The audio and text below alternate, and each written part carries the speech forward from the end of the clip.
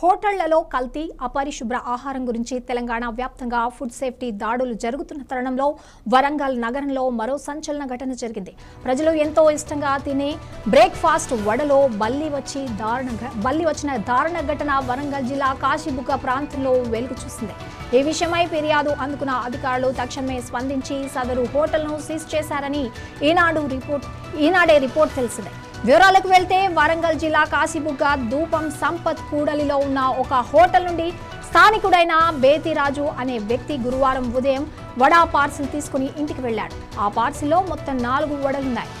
రాజు 2 వడలు తిన్న తర్వాత 3వ వడ తీసేందుకు ప్రయత్నించగా అందులో చనిపోయి ఉన్న బల్లి కనిపించింది. అది చూసి తీవ్ర ఆందోళన చెందిన ఆయన వెంటనే ఆ వడను తీసుకుని హోటల్ దగ్గరకు వెళ్లి నిర్వాహకులకు నిలదీశారు.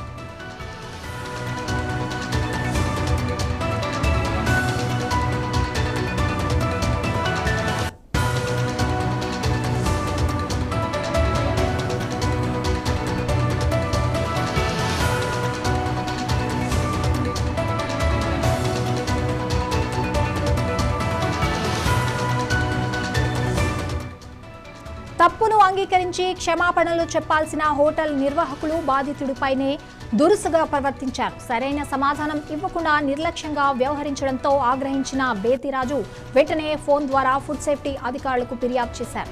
ఆ కంప్లైంట్ పై వెంటనే స్పందించిన food inspector Mounika Warangal municipal corporation sanitary విభాగం సిబ్బందితో కలిసి ఆ హోటల్పై ఆకస్మిక తనిఖీలు నిర్వహించారు.